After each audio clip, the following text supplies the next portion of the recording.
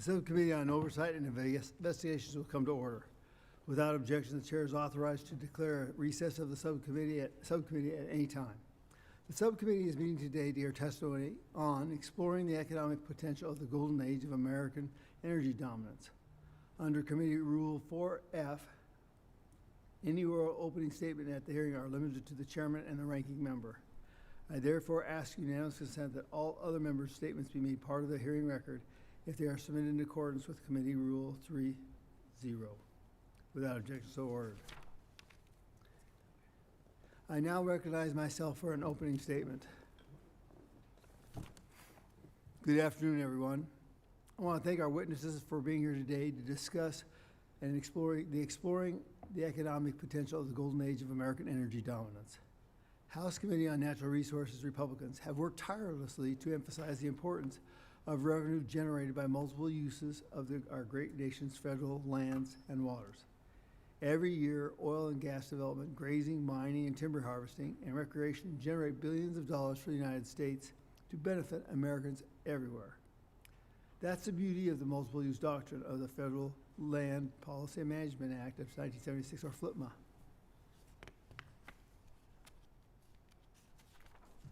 These dollars fund conservation programs, grow rural economies, pay for infrastructure projects, contribute to balancing state and local budgets, and a key point, they can help reduce the $37 trillion federal deficit. Yet radical environmental groups and the NGOs have ignored this reality and have kicked, screamed, and intimidated their way into covering up the fact that this is not the federal government's job to lock up our public lands from an alleged human impact. Rather, the government must serve as a steward, reasonably and responsibly balancing the multiple use of our public lands. To be clear, the United States is blessed with abundant natural resources. With 1.66 trillion barrels of technically recoverable oil, 4.03 quadrillion cubic feet of technically recoverable natural gas, the world's largest coal reserves, and over 620 million acres of land under federal management, America is well positioned to unleash energy dominance. Doing so will not only help lower energy costs for American families and broadly strengthen the U.S. economy, but also eliminate our nation's reliance on foreign adversaries like China and Russia for energy and mineral resources without which we cannot function. The principle of using our federal lands in multiple ways is well established. The Mineral Leasing Act of 1920, the Federal Land Policy and Management Act, as I spoke earlier, of 1976, and the Federal Lands Recreation Enhancement Act spell out the multiple use mandates important and provide a structure for raising revenues for the United States. This revenue comes from fees, royalties, overhead, permits, and rents. Similarly, my bill, H.R. 34, the Lasso Act, which would create a revenue stream for 10% of the revenue generated from these activities on public lands to be deposited in the Social Security Act. During fiscal year 2023, onshore oil and gas brought in $7.325 billion to the Treasury. Of this amount, $3862 billion went to the states, $7.045 billion went to the Reclamation Fund, and $14.73 million went to the Permitting Process Improvement Fund. During the same 2023 fiscal year, recreational fees collected from public lands brought in $482.3 million, which helped fund facilities, maintenance, habitat restoration, and even had law enforcement activities. In 2024, the United States Forest Service brought in approximately $2.557 million from timber sales in May of 2025. The Bureau of Land Management generated $5.851 million in revenue from a single timber sale in Western Oregon. The money generated on federal lands directly contributes to conserving these same public lands. The generated revenue supports funds to build roads, expand access opportunities, and to ensure the America's flora, fauna, landscapes, and natural resources thrive for all future generations. Beyond conservation, the money generated from the federal land activities like energy development, mining projects, and national park-based popular ski areas, resorts, allow local economies to flourish. These activities create reliable, well-paying jobs that encourage local settlements. Local restaurants and other businesses open and thrive. Accordingly, local and state and federal economies grow as well. In 2021 alone, activities on federal lands contributed more than $194 billion to our nation's GDP. In 2020, oil and gas industry alone provided $12.3 million American jobs and generated $1.6 trillion in federal and state tax revenues. The principle of multiple use of our federal lands must continue to be advanced, and the revenues generated from these uses must continue to grow and serve the American public. As I mentioned earlier, I introduced H.R. 34, the Lasso Act, under which 10% of this revenue generated by the Department of the Interior and Forest Service lands will be deposited in the Social Security Trust Funds, Federal Old Age and Survivors Insurance Trust Fund. The Lasso Act would add at least $15 billion into the Social Security Trust Fund over the course of the next decade. In addition to my Lasso Act, Republicans in Congress have championed other legislative proposals that will continue to grow and responsibly use revenue generated from federal lands. For example, the Lower Energy Costs Act, the Superior National Forest Reclamation Act, Alaska's Right to Produce Act of 2023, Mining Regulatory Clarity Act of 2024, and the Builder Act of 2023 would all contribute to unleashing Americans' energy and resource dominance and independence. I look forward to continuing the work with my Republican colleagues in the Trump administration to unleash the golden age of American energy dominance and to ensure that our federal lands continue to raise their revenues that benefit the American people. What better way to have that than to go into the Social Security Fund? Thank you, and I now recognize Ranking Member Dexter for her opening statement. Thank you very much, Mr. Chair, and thank you to our witnesses for being here with us today. I'm glad that we're here to talk about ensuring that taxpayers are getting a fair return when private companies profit off our public lands. This country has vast natural resources that generate significant revenue for taxpayers, as we just heard. Each of these resources belong to the American people. And that's why it's in every American's best interest and in this congressional responsibility to ensure that every single dollar owed to the public is collected. But we already know that that is simply not happening. Let me first highlight what we already know about the different ways oil and gas companies are taking taxpayers for a ride.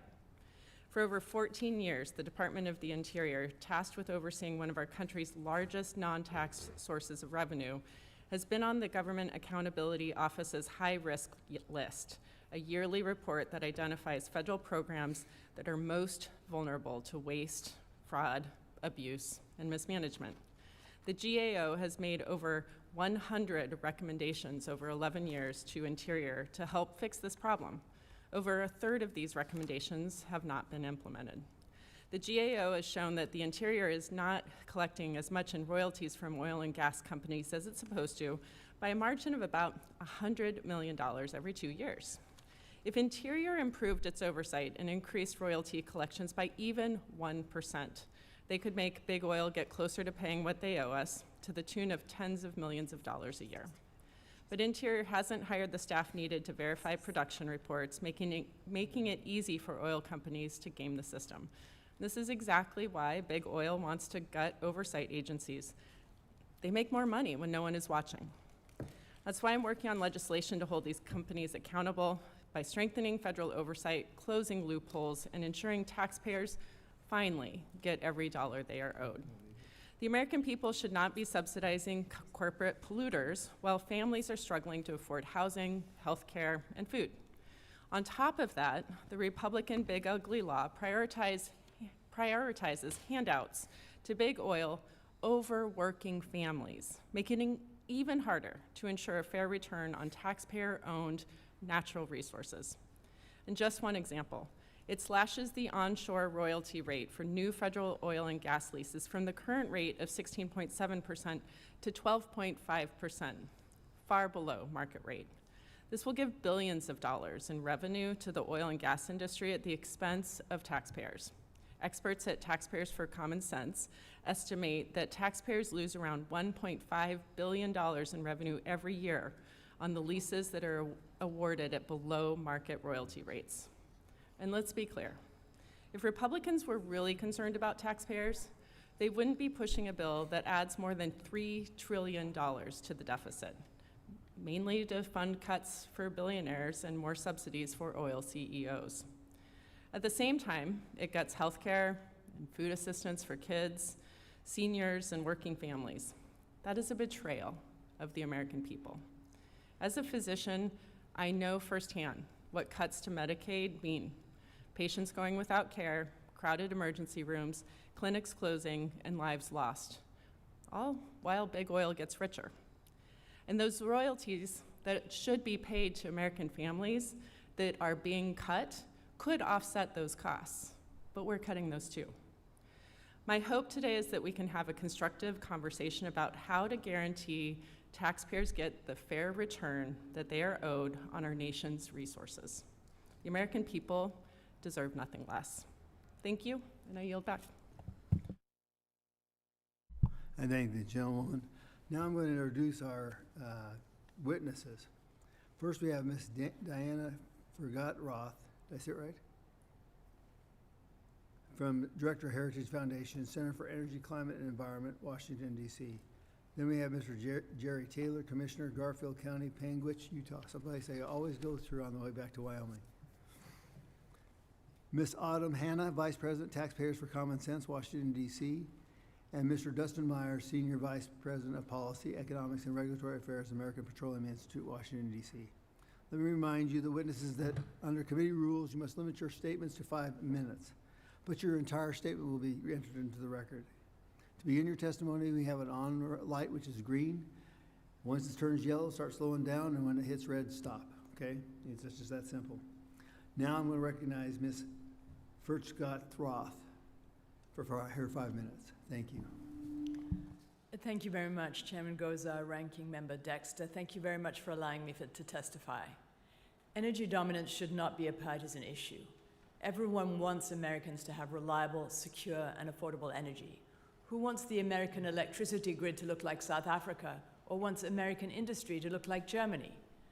American energy policy dominance goals should be to remain energy independent using domestic sources of energy which are affordable and abundant, which means oil, gas, coal, and nuclear power, to foster this energy both domestically and among our allies, and to prevent other countries from weakening our energy access, whether China and its green energy industry or the EU and the environmental regulations it wants to impose on America.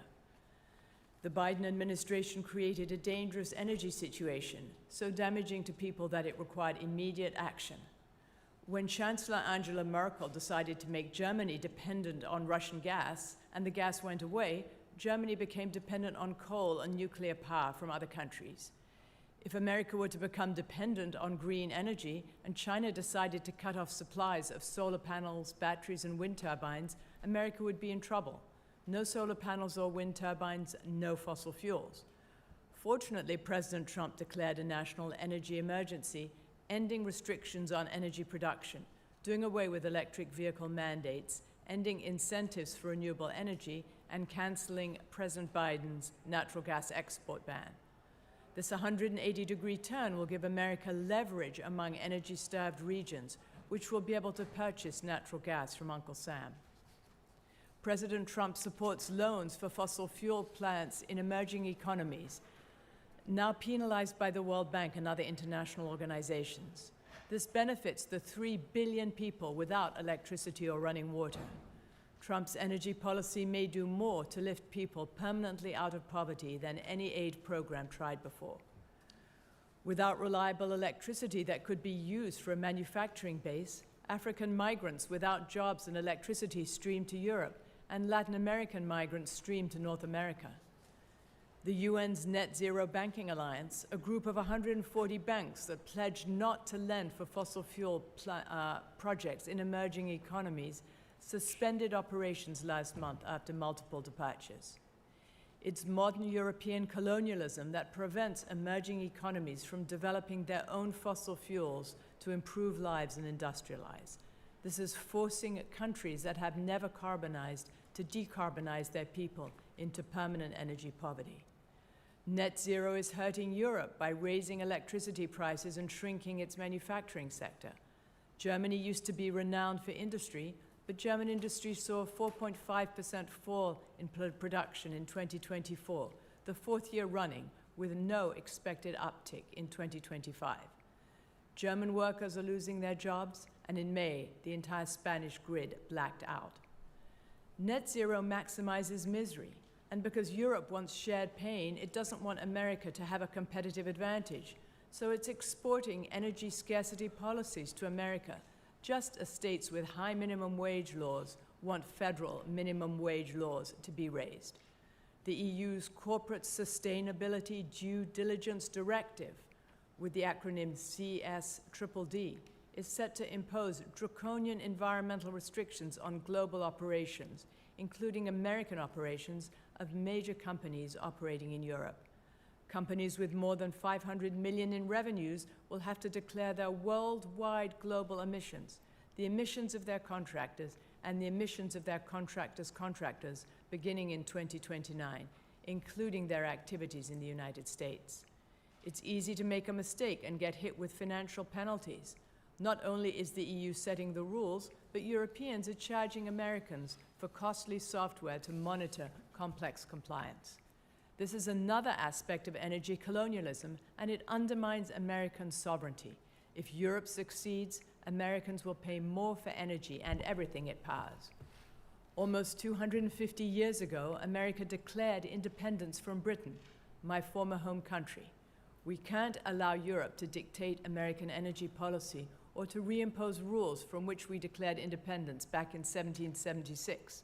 American companies fly under our flag, not under the flag of the EU. We mustn't let Europeans enslave America the way they enslaved people in other continents, especially since it's for no climate gain.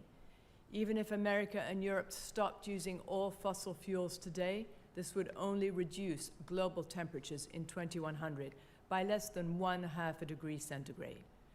Thanks to President Trump's energy dominance agenda, we'll have lower energy prices, we won't become dependent on China, and we don't have to give up 250 years of independence to Europe.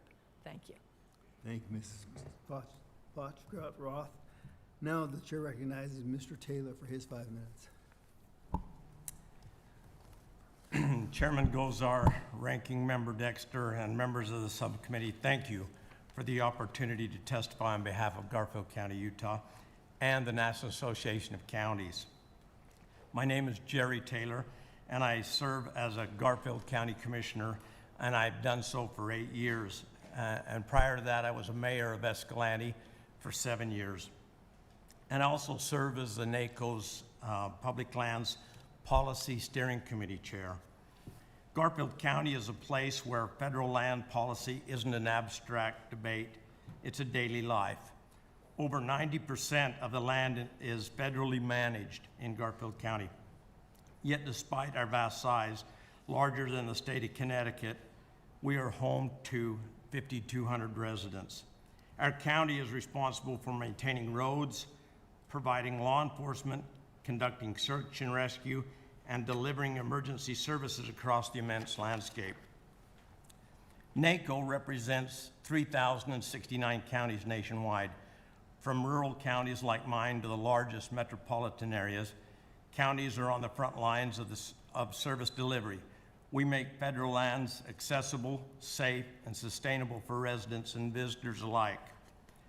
Garfield County illustrates both the promise and the pressure of federal land management. We are home to Bryce Canyon, Capitol Reef, and Canyonlands National Parks. Also the home of the Grand Staircase Escalante National Monument, which is almost 2 million acres. We're also home to Dixie National Forest and 3 state parks and the Glen Canyon National Recreation Area.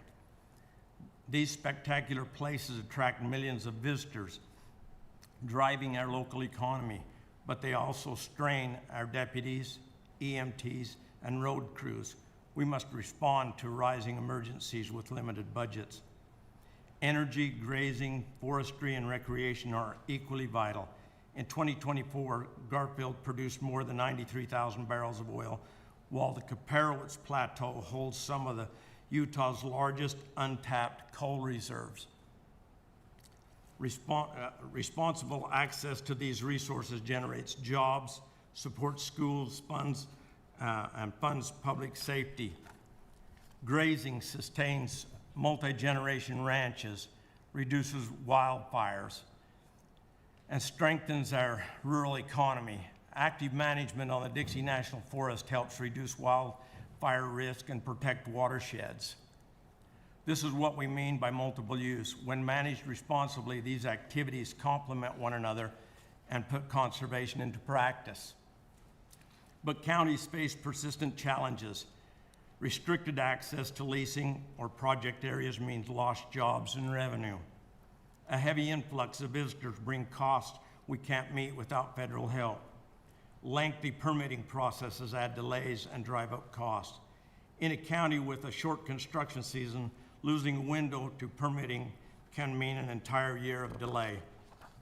Too often, the counties lack a seat at the table during federal reviews, even though our local requirements for zoning, roads, and emergency planning directly affect those projects. Counties are not just stakeholders, we are essential partners. When a wildfire breaks out, when a hiker goes missing, or when a road washes out, county responders are the first on the ground. Local knowledge and accountability are critical to making federal lands work for the nation. That's why we urge Congress to take several steps. Streamline federal permitting with clear timelines and accountability. Protect PILT and other revenue-sharing programs so counties can fund essential services that protect both our residents and visitors. Formalize county input in land use plannings so local expertise shapes decisions. Affirm multiple use as the foundation of a sound stewardship, recognizing that energy, grazing, forestry, and recreation can fit together. In short, a durable path to American energy leadership must respect multiple use, value local expertise, and strengthen the federal-county partnership. Chairman Gozar, Ranking Member Dexter, and members of the committee, Garfield County represents both the opportunities and challenges of America's public lands. With balanced policies, we can deliver both economic strength and have conservation results. Thank you for the opportunity to testify. I look forward to your questions. Thank you, Mr. Taylor. The chair now recognizes Ms. Hanna for her 5 minutes. Good afternoon, Chairman Gosar, Ranking Member Dexter, and distinguished members of the subcommittee. Thank you for the opportunity to testify today. My name is Autumn Hanna, and I am Vice President of Taxpayers for Common Sense, a national nonpartisan budget watchdog. For 3 decades, TCS has worked to ensure federal resources are managed responsibly, taxpayer dollars are spent wisely, and today's decisions don't create costly liabilities for future generations. The backdrop of today's hearing is the administration's call for expanded production to unleash a golden age of American energy. As this committee knows, America has abundant reserves of energy resources, including oil, gas, and coal. The United States has already been producing and exporting energy at record levels. Since 2019, the U.S. has produced more energy than it consumes, making us one of the world's leading energy suppliers. The challenge before us is to ensure record high production is managed in a way that preserves energy security and delivers lasting value for the public. That requires modernizing how we lease and oversee taxpayer-owned energy resources. One area I want to highlight today is the onshore oil and gas leasing system. Congress and the Department of Interior took overdue steps in 2022 to update oil and gas leasing, raising royalty rates from 12.5% to 16.67%, closing the non-competitive leasing loophole, and strengthening bonding so companies, not taxpayers, pay for cleanup. These safeguards did not deter industry interest. In fact, federal lease sales became more competitive, with higher participation and stronger bids. But many of these gains were repealed this year. Royalty rates were reduced to outdated levels, a fee discouraging speculative nominations was repealed, and the door to non-competitive leasing was reopened. Each of these changes shifts costs back to taxpayers. For decades, federal royalties lagged behind what states and private landowners require. Closing that gap ensures that federal taxpayers receive fair payment for resources we own. Had the more competitive rate of 16.67% been applied over the last decade, federal and state treasuries could have received $1.5 billion more per year. In states, this is valuable revenue directed towards public schools, roads, and other local priorities. During the years leasing rates were updated, competition actually increased. In 2024, BLM tripled the percentage of acres sold at auction compared to the previous decade.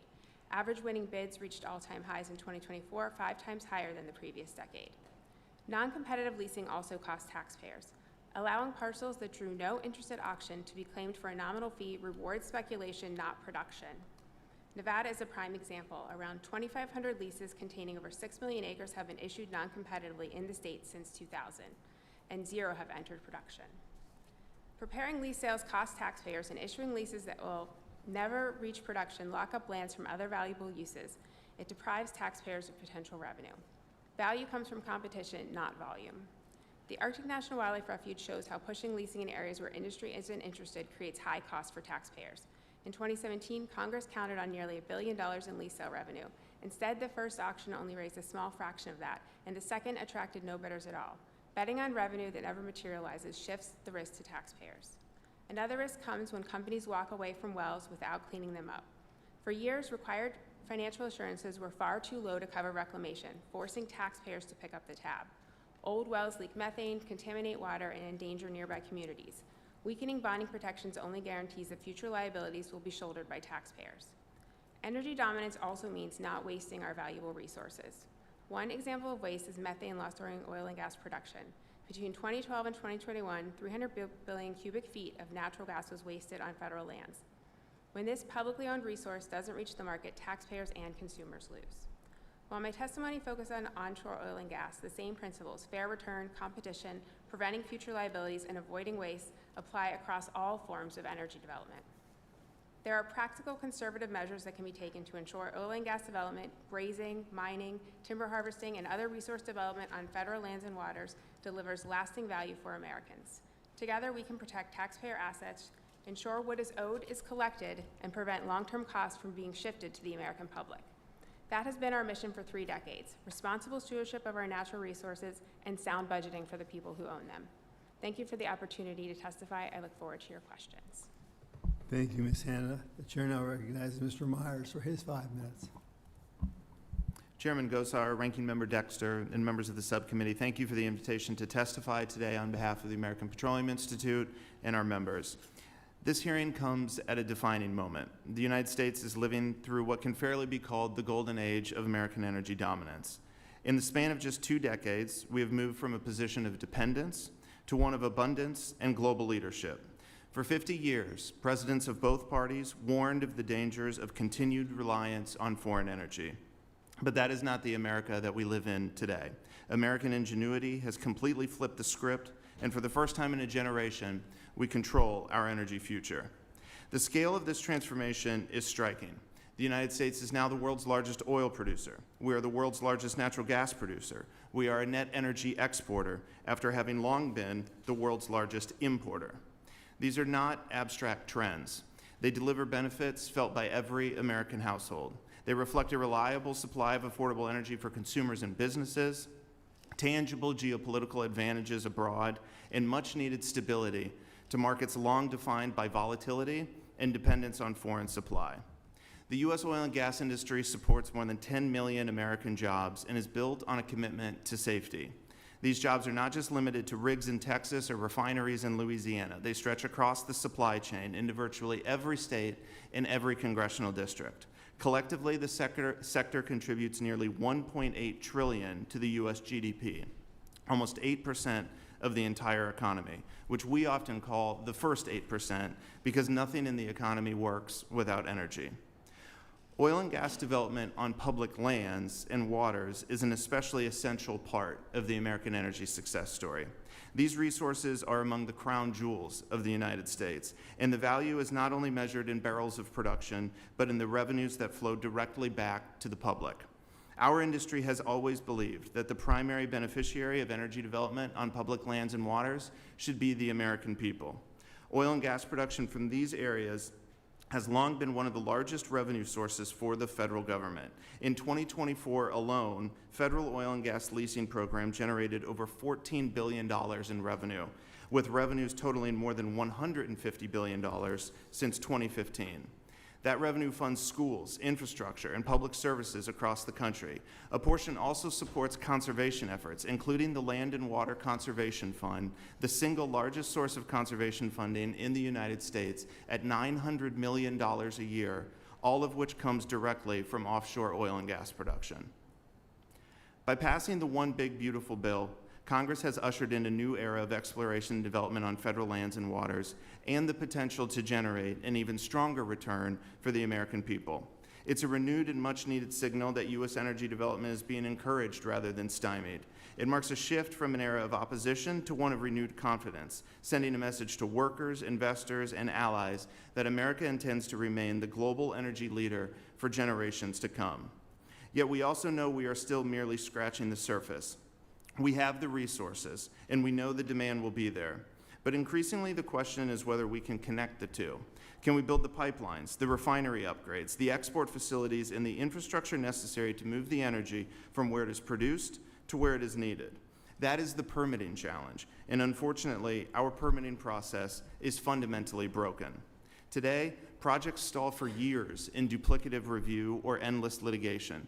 Projects that should take less than a year to permit can easily stretch to a decade or more. Absurd, but all too common delays like this don't just stall private investment. They delay lower energy costs for consumers, they delay federal revenues from royalties and lease sales, and delay the reliable energy that our allies count on. The need for fixing this broken system becomes more obvious by the day, and Congress must lead the way by passing comprehensive permitting reform. We must be able to meet the ever-growing demands of the future. As we say, when America builds, America wins. That is why this hearing is so important, and we commend the subcommittee for underscoring what's at stake, whether America's unmatched energy advantage will be fully realized or left stranded in the ground. Mr. Chairman, members of the subcommittee, API and our members stand ready to work with you to secure this future, one where American energy means American strength, American jobs, and American security. Thank you for the opportunity to testify today, and I look forward to your questions. Thank you, Mr. Meyer. Now we're going to go to questions, and I'll be recognizing members of the committee. We'll start with Ms. Bobert, the gentlelady from Colorado. Thank you, Mr. Chairman, and thank you to our witnesses for joining us today. For 4 years, the Biden administration's restrictive energy policies crushed rural America, hiking costs and killing jobs by stifling domestic oil and gas production. Families faced soaring energy prices while economic growth stalled. But today is a new day in America. The American people gave us a mandate last November, empowering us here in Congress to ignite a golden age of American energy dominance. President Trump has been working since day one to slash regulations, streamline permitting, and championing fossil fuels, nuclear, and hydroelectric power. This bold strategy will unleash affordable energy, revitalize rural economies, create jobs, and strengthen national security, ensuring communities like those in my district in Colorado and certainly throughout the West can thrive. Commissioner Taylor, Garfield County in southern Utah is rich in natural resources, including potential for oil and gas, uranium, and renewables, yet faces federal overreach on land use. From your perspective, Mr. Commissioner, as a local leader, how has federal policy stifled economic development in Western America, certainly in your area, and what local sources, what local success stories illustrate the untapped potential of energy dominance? Well, thank you for the question. I brought a stick today. My county is 3.3 million acres. This stick is 33 inches long. This shows you how much land we have in Garfield County. BLM, Forest Service, National Park Service, the state, and here we have the private, which is about 3%. As you can tell, we got the short end of the stick in Garfield County. Garfield County is, we have about 93% of all of our land is federal. We have the largest coal reserve in North America. It's not only the largest coal reserve, it's the cleanest, highest BTU, lowest sulfur coal there is in the world. But because somebody put a monument there, we can't touch it. We're ready to help. We want to be at the table. I have a saying that says, if you're not at the table, you're on the menu. We kind of felt like we've always been on the menu. And so we would love to help out. We have oil and gas. We do have uranium, and it's ready to go as soon as the prices come up a little bit. It's ready to go. We want to be part of the solution. Yes, thank you, Commissioner. And I would agree that America has some of the cleanest coal, but I think Colorado has the cleanest. You and I can have a debate. We can debate. Yeah, no, I thank you so much, and really seeing your presentation there with your land in Garfield County. I'm sure county commissioners like yourself appreciate the PILT program too, that we fight for each and every year, so you could get that fair value. And now, sorry, moving on, just because we've cut into a lot of our time here. Ms. Furchtgott? Yes. Okay, so I would like to ask you, what should the United States do about the EU corporate sustainability due diligence directive, and how does this impact American businesses today? Well, it's going to impact American businesses when they're going to be required to file information about their emissions and the emissions of their contractors and the emissions of their subcontractors. And the Trump administration is already putting pressure on European countries, and they are starting to negotiate. But the White House should direct an interagency effort led by the Commerce Department and supported by the U.S. Trade Representative and the State Department to quantify the direct costs of these EU regulations. And the administration should list CSDDD in the USTR's annual National Trade Estimate Report, which lays out foreign barriers that U.S. companies face. And third, policymakers should pass legislation restricting U.S. companies from complying with CSDDD. They shouldn't be allowed to comply with this law, including by advancing the Protect USA Act, which would prohibit U.S. companies from complying with the EU regulation. And finally, the Trump administration should threaten to adjust defense spending in Europe down by the amount of the regulatory cost.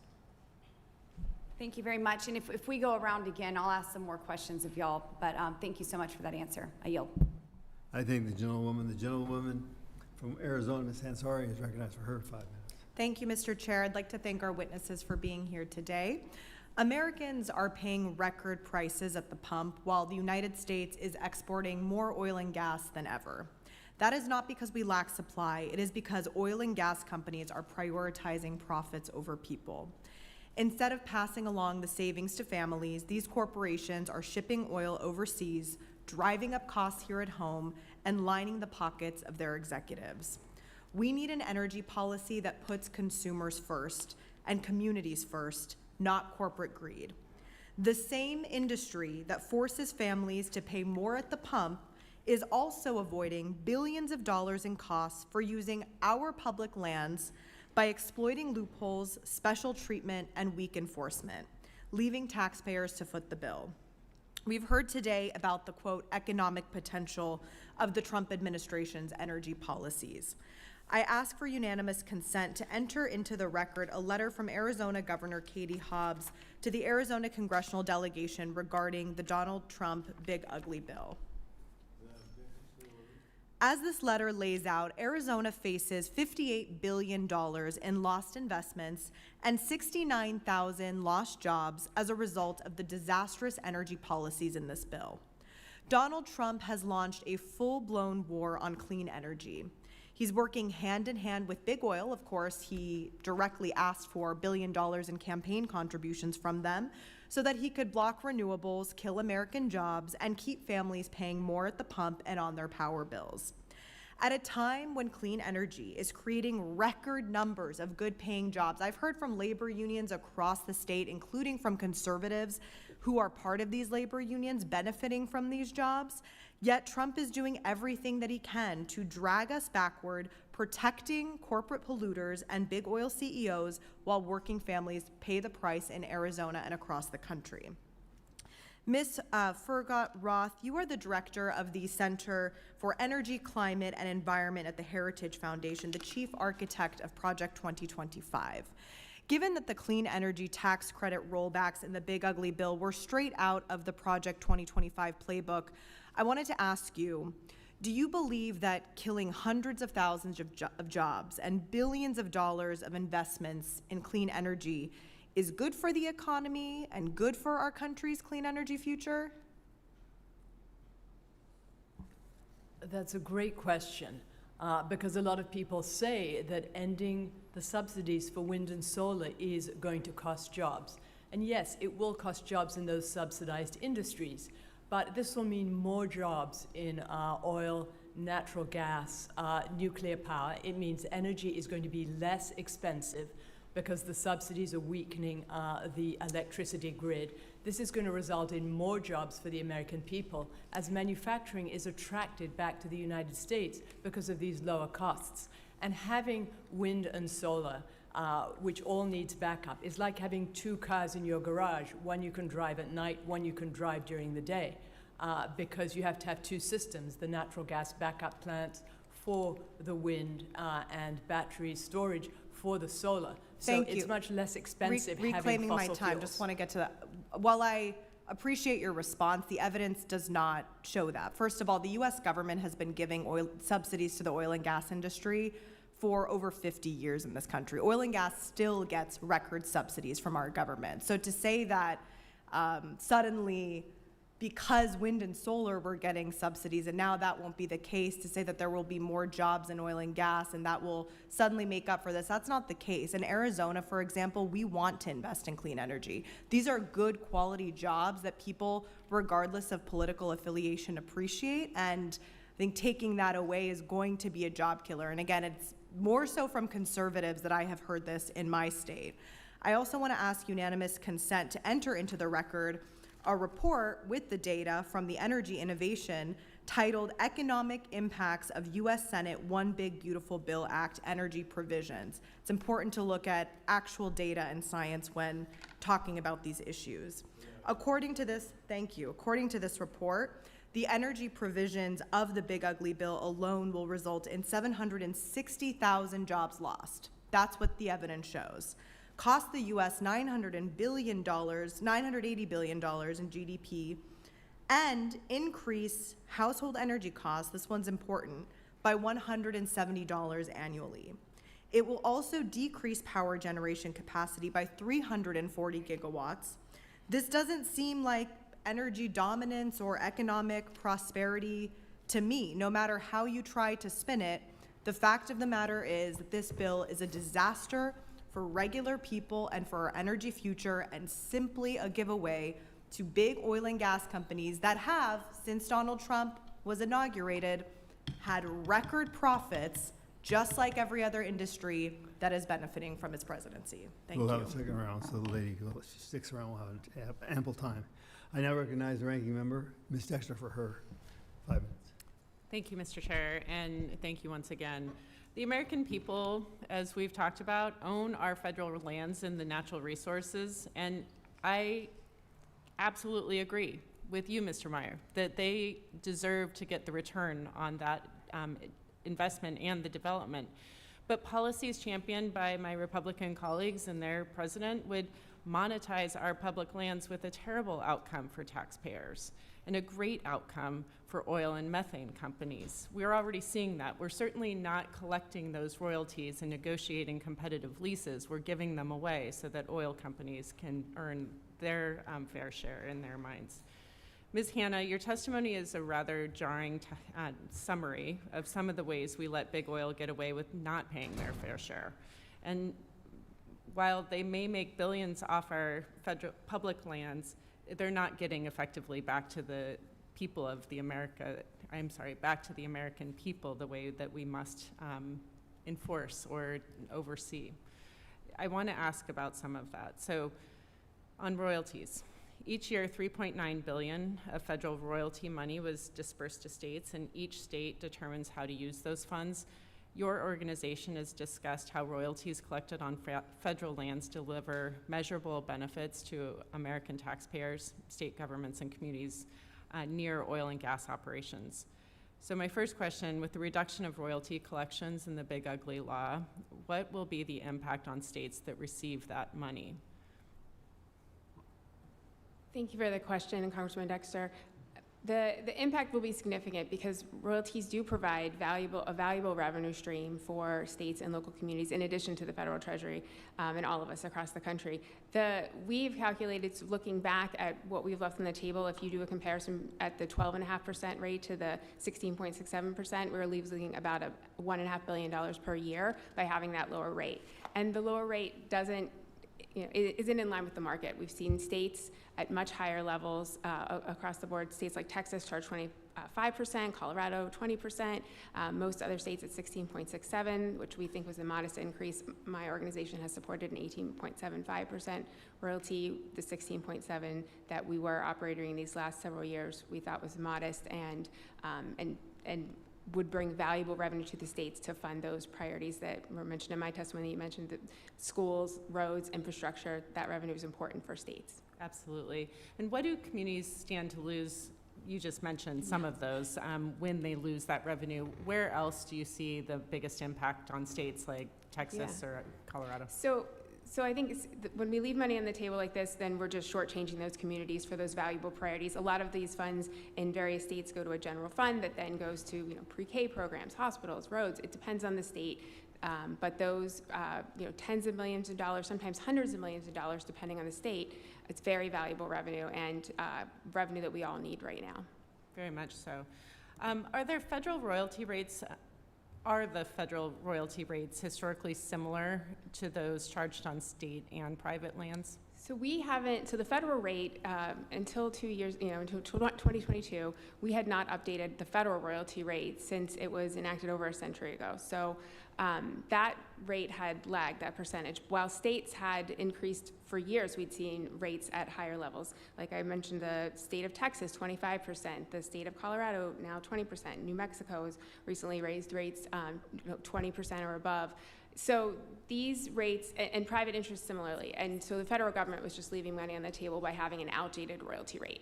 Okay, and I just want to make sure that I understand that. So we're cutting royalty rates, that's clearly leaving $1.5 billion on the table projected, but we're also not collecting the rates that we are legally mandated to do. So in your mind, where is the best policy for most effective recouping for the American people in the near term? Yeah, so I think with royalties, we need to make sure that we have a competitive rate. So when we saw the repeal back down to the 12.5%, that's discouraging. Higher production could lead to a lot more revenue. So why would we reduce rates right now when we need that revenue?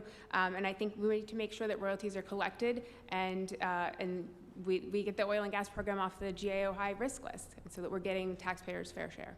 Absolutely. Thank you. And Mr. Chair, I'll save the rest for the next round. Okay, we're going to do a second round. So now I'd like to talk about my legislation, H.R. 34, the Lasso Act. Okay, now the Lasso Act encourages energy development and mineral production on public lands while helping to save Social Security from going insolvent.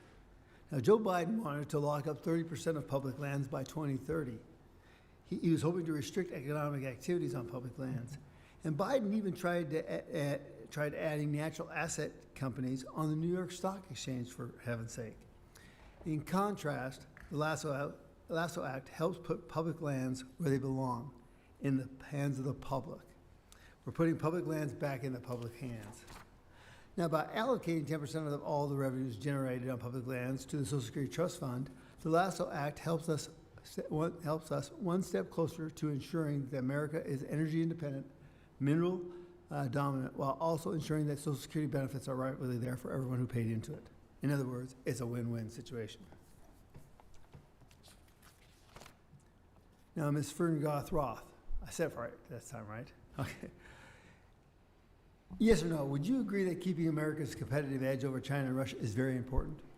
It's absolutely vital to keep the competitive edge over China. We don't want to have China be in a position where it can cut off our energy supply and transportation supply if we have electric vehicles in the case of a conflict over Taiwan or some other conflict, just the way Russia cut off the natural gas to Europe. Right.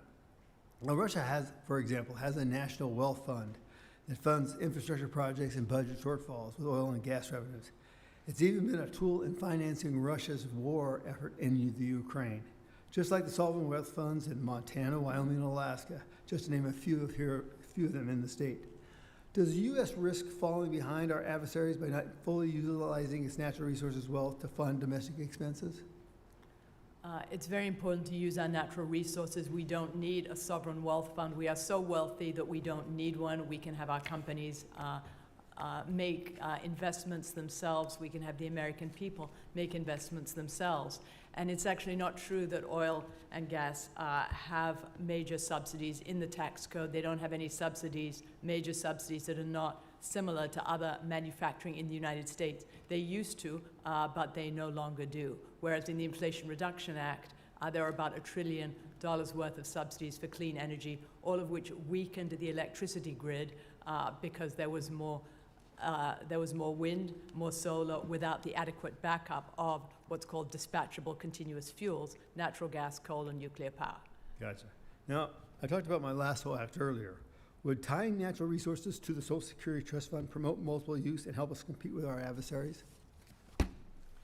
It's very important to have strong economic growth to put the Social Security Trust Fund back in balance, and investment in natural resources, use of our own domestic resources will be very, very helpful in that. So thank you so much for that. Gotcha. Mr. Taylor, now for you. The public land of the state covers an extensive portion of the West. I'm from a group in Wyoming, and I now live in Arizona. Under the multiple use doctrine, this public land creates opportunities for mining, grazing, recreation, oil and gas development, as well as others.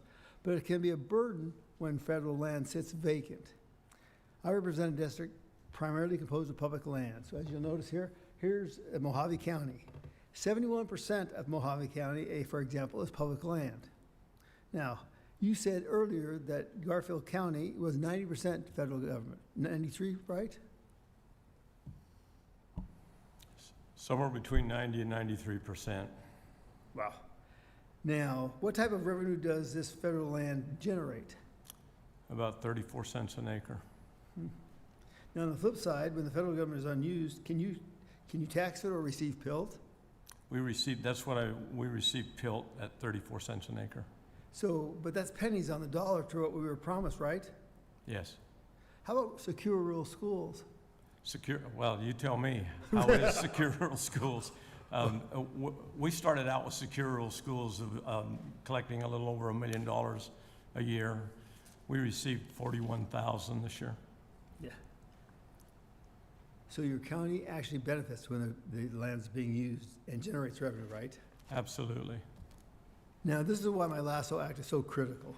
By putting public lands back in the hands of the public, we're turning the federal state into a tangible asset for them. Americans will look at this as an investment portfolio and say, we have all this land that can be developed. Let's mine, graze, drill, because it strengthens my Social Security benefits. We want to empower people. I'd rather do that than some bureaucrat. Maybe, just maybe, common sense will prevail. So now what we're going to do is we're going to go to our second round, and the gentlelady from Colorado, Ms. Boebert, is recognized for 5 minutes. Thank you, Mr. Chairman. We'll see. Here's this. All right, thank you, Mr. Chairman. Mr. Meyer, API's recent statements on COP28 and carbon capture underscore the industry's commitment to sustainability. How do these technologies, combined with expanded drilling on federal lands, position America to lead globally in energy exports and reduce trade deficits, therefore by boosting our economy in this golden age? Thank you, Congresswoman. That's a great question. I'm glad that you asked it. When you think about the future of energy technologies, there's so many that the industry is investing in, not just the technologies of today, but the technologies of tomorrow as well. Carbon capture is absolutely at the leading edge of that, and our industry is very proud to be leading the world in investment in those technologies. I think really it's a question as to where those technologies will be developed. Will it be here in the United States? Or will it be elsewhere around the world? We want to make sure that they're developed here, and we want to make sure we have a policy framework that allows that. You're right that as we've become a net energy exporter, that's delivered enormous benefits, not just to the American people in terms of the economic and job creation here in domestic markets, but has directly reduced our trade deficit with importing countries all around the world. We are by far the world's largest LNG exporter. It wasn't that long ago that we were expected to be the world's largest LNG importer. So that's a huge step and a big transformation. Yes, and I know in our natural resources full hearing tomorrow, we're going to be talking more about energy permitting reform, and I'm sure that that will be beneficial. Are there any explicit permit reforms that you would like to see? Absolutely. We have a long list. In fact, Yes. just today, we released a campaign for our permitting reform. We really think that that's the next step and needs to be the next big legislative priority for this Congress is comprehensive permitting reform. We're moving into a chapter of our country's history in which we have to be able to build big things, and we can't do it because the process is so fundamentally broken. That doesn't just impact our industry, that impacts every single sector of the economy. So I think now is the time to really fix that permitting process and make sure that we can meet the demands of the future. Reforming the NEPA provisions is very important. Reforming the Clean Water Act is very important. None of this is to suggest that there should not be an environmental review process and that it shouldn't be thorough and comprehensive. We all agree on that. The question is just, do we have the predictability and the transparency that actually allows project developers of all sorts to build the projects that the American people expect them to be able to build? That's really the vision for our permitting campaign. It's why we call it When America Builds, America Wins. I love it. And also, you know, America, we need to lead in the race for AI. And we certainly need energy to do that. And so I think that that would be a huge step in this as well. We have a couple minutes left. I'm going to go back to Ms. Furchtgott-Roth. Do you believe that the Biden administration's energy policies contributed to inflation and energy poverty? And what role could streamline permitting play in reversing these trends to foster a new era of prosperity? You can definitely see that, yes, the more renewable energy a state has, the higher its electricity prices. If you look at the top 10 states in terms of residential electricity prices, 9 out of the 10 require renewables. The bottom 10 in terms of low electricity prices, 9 out of 10 do not require renewables. Bottom is Utah, Louisiana, around 11 cents per kilowatt hour. Top in the lower 48 is California at about 32 cents per kilowatt hour. These are 2024 numbers. So you can see the more renewables, and that's because you have to have two systems. It's as though I said to you, I'm going to give you a car, but you can only drive it during the day. And you might say to me, but I need another one at night. And I say, too bad. You can only drive this free car during the day. Wind and solar are free, but they need backups, and they need connection to the transmission grid, so they're inherently more expensive. And you can also see around the world, Germany, the UK, that require renewables. Their residential electricity rates around 37, 39 cents per kilowatt hour. In the United States, we have an average of 18. China, Russia, OPEC, it's less than 1 cent a kilowatt hour. So yes, the incentives for renewables definitely made electricity more expensive for the average American. That slows the economy, that creates energy poverty. Wonderful. Well, thank you very much. My time has expired, and I want to thank you all for coming to DC, and I yield. Thank the gentlelady from Colorado. And the gentlelady, the ranking member, Ms. Dexter, is recognized for her 5 minutes. Thank you again, Mr. Chair. I want to try to go through a few things here relatively quickly. I wanted to start with venting and flaring. And I think oil and methane companies should pay for the methane they pull out of the ground, even if they decide not to use it. But the Trump administration seems to think that if they decide they don't want the methane, they can just throw it away without paying for it. So, Ms. Hanna, I wanted to start with you. How much does that lost methane cost American taxpayers? So taxpayers lose on lost methane that doesn't get to market in several ways. And one of the first ways is that that gas doesn't get to market and we don't get royalty revenue on it, right? So we're not charged an assessed royalty. That gas is wasted. Consumers don't get to use it. And we're not assessing royalties in almost every case. And so that's costing us tens of millions of dollars, hundreds of millions of dollars added up over the years to billions of dollars on wasted methane. We're also losing because we're paying for increased climate liabilities and pollution liabilities, right? We're endangering communities. Methane poses risks for water, public safety. You know, these leaks and flares, climate is a real liability for taxpayers and costing us in many ways. And so that methane not getting to market, not being captured, costs us that way. And then we recently were, there was a methane fee that was instituted for methane that was released or vented or flared over a certain threshold. We thought that was a very modest fee. That was $7 billion that we could have had in new revenue. That was pulled back in the 25 budget reconciliation bill just this summer. So that's another concern for us. A lot of money left on the table for that excess waste that's going to cost us in many ways. Absolutely, and I would be remiss as a physician if I didn't also mention that venting and flaring costs about $7.4 billion in health damages. In addition to all of that, 710 premature deaths, 73,000 asthma exacerbations among children annually, according to a 2024 study out of Boston University that, without objection, I'd like to put into the record. Thank you. So now I want to go to bonding. When oil and methane companies are finished with extraction from our lands, they're supposed to put bonds to cover cleanup costs for their wells. You've spoken to that also, Ms. Hanna. Are there bonds ensuring the oil companies' toxic messes are being cleaned up when they are done using our lands? And if so or not, how much does that cost taxpayers? So taxpayers are losing on outdated bonds, lost for years, and only recently did the Department of Interior take steps to update bonding rates for oil and gas operations on federal lands.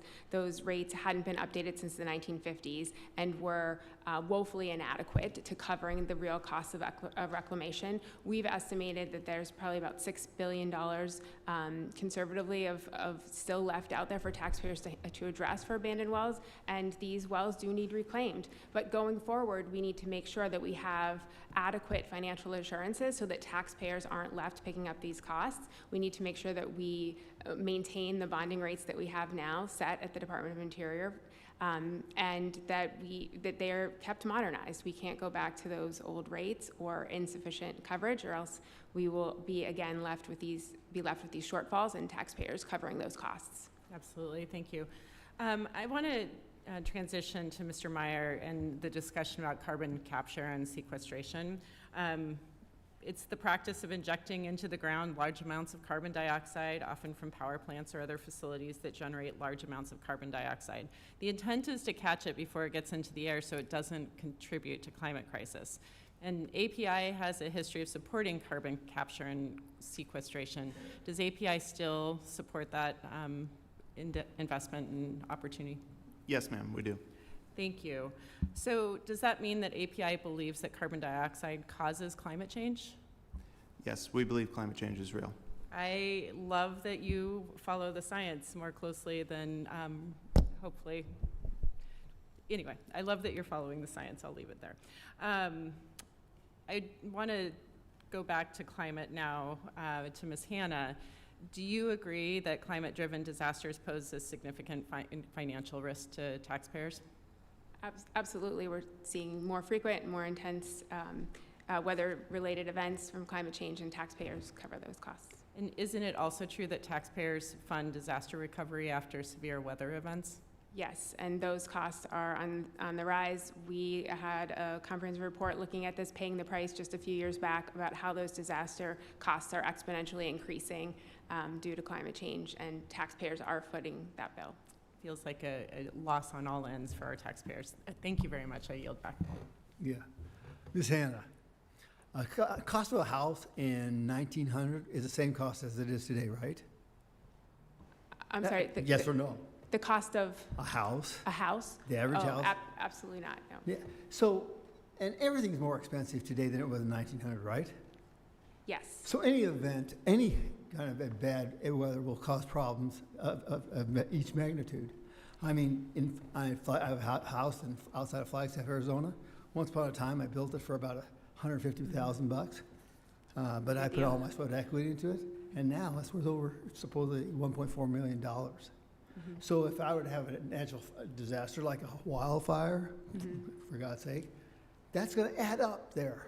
So you also have to look at rocks. Rocks tell you a lot about the history of the Earth, okay?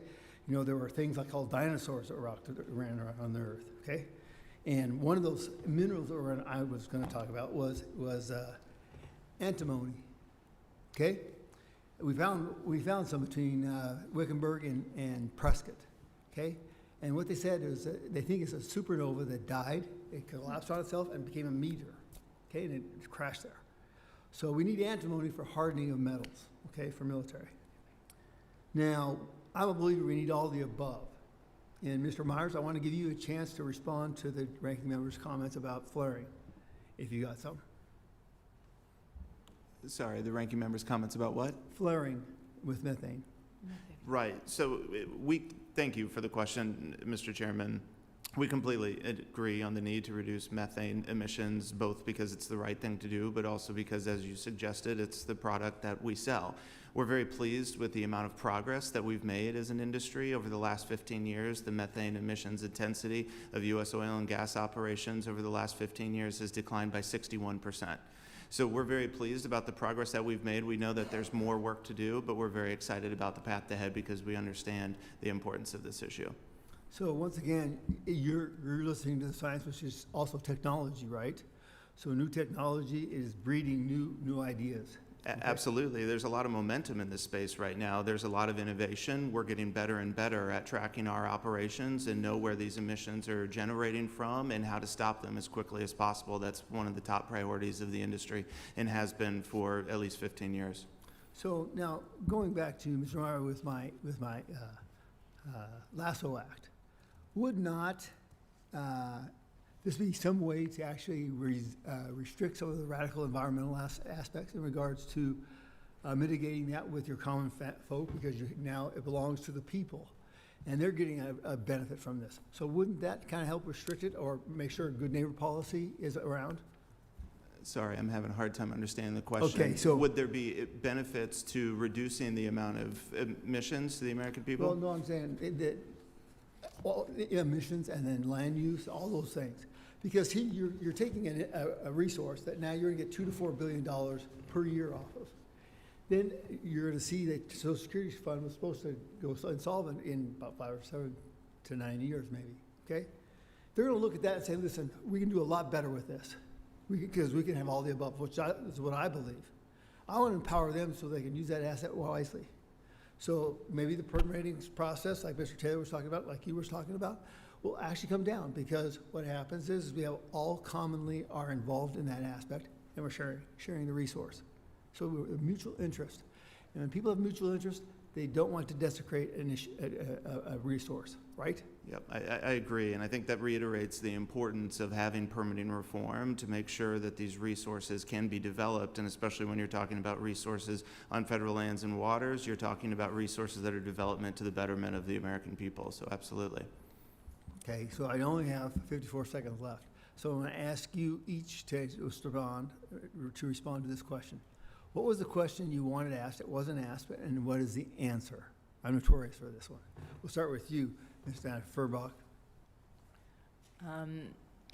I would have liked to be asked whether carbon capture was a worthwhile use of resources, and I would have answered that no, it isn't, because recent updated science has shown that greenhouse gas emissions have less effect on warming than we thought, and it's tremendously expensive to insert carbon down in the earth and keep it. Mr. Taylor, what was the question that you wanted to ask that wasn't asked, and what's the answer? Well, how counties could be more involved within this process, how we could become partners with the federal government and the decisions that they're making within our counties. My answer would be, we need to be at the table with you. It's called federalism. Yes. Ms. Hanna, what was the question that you wanted to ask, wasn't asked, and what's its answer? I would have liked to have been asked how American taxpayers can benefit from the strong energy position we are currently in, and I would have answered that, you know, if we have market rates, competition, and rigorous strategic leasing policies, we can bring in a lot of revenue for American taxpayers right now, and we can also reduce costly liabilities by having strong protections for taxpayers for cleanup and bonding, and address the increasing liabilities that we see from energy production. Mr. Meyer?